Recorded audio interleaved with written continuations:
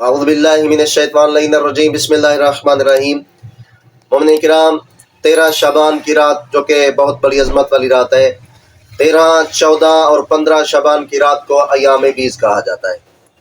ان میں یہ عمل مختصر عمل ہوتا ہے، یہ ضرور کریں۔ خالق کائنات آپ کو اتنا اجر عطا فرمائے گا، آپ کی سوچ سے بھی زیادہ عطا فرمائے گا۔ اور آج کی رات، 13 کی رات، 14 کی رات جو ہے نا، یہ آپ نے نماز طریقہ آپ کو میں بتاتا ہوں، یہ نماز آپ نے پڑھنی ہے۔ 13 شعبان کی رات کو 2 رکعت نماز پڑھنی ہے، 14 کی رات کو پھر وہی 2 رکعت، طریقہ وہی ہے، 4 رکعت پڑھنی ہے، پھر 15 شعبان کی رات کو 6 رکعت نماز پڑھنی ہے۔ یہ مغرب کے بعد آپ کسی ٹائم بھی پڑھ سکتے ہیں۔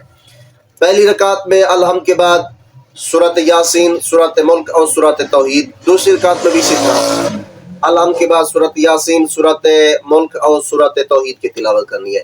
معصوم فرماتے ہیں جو بندہ مومن یہ 2 رکعت نماز پڑھے گا، گویا اس نے رجب، شعبان، ماہ رمضان کی مکمل فضیلت کو پا لیا ہے، اور خالق کائنات اس بندے مومن کے تمام گناہوں کو معاف فرما دیتا ہے۔ اس کے علاوہ 2 رکعت نماز اور بھی آپ نے پڑھنی ہے، جو 13 شعبان کی رات کو آئے وہ آپ نے ضرور پڑھنا ہے۔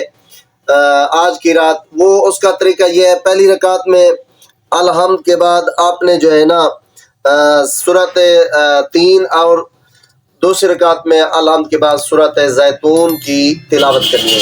یعنی الحمد کے بعد ان دونوں سورتوں کی تلاوت آپ نے ہر رکعت میں کریں، سورۃ 3 کی بھی اور سورۃ زیتون کی بھی۔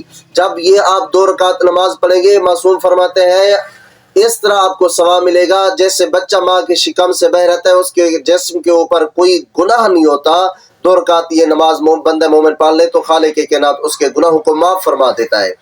اور فرماتے ہیں جب یہ آپ 2 رکعت نماز پڑھتے ہیں تو جنت میں خالق کائنات آپ کو حضرت ابراہیم اور محمد مصطفیٰ صلی اللہ علیہ وآلہ وسلم کی رفاقت عطا فرمائے گا۔ اور 13 شعبان کے دن آپ نے جو ہے نا روزہ رکھنا ہے، جس کا ثواب بہت زیادہ ہے روزے کا جو ہے نا۔ معصوم فرماتے ہیں 7ویں آسمان کے فرشتے اور ملائکہ جو بندہ یہ روزہ رکھے گا 13 شعبان کے دن، تو 7ویں آسمان کے ملائکہ اس کے لیے استغفار کرتے ہیں۔ دعا کرتے ہیں خالق کائنات ہم سب کو یہ اعمال بجا لانے کی توفیق عطا فرمائے، اور ایام بیز کی راتوں کے بھی اعمال بجا لانے کی توفیق عطا فرمائے۔ یہ مہربانی کر کے ہماری ویڈیو آگے بھی شیئر ضرور کر دیا کریں تاکہ دوسرے مومنین بھی اس سے استفادہ حاصل کر سکے۔ جزاک اللہ۔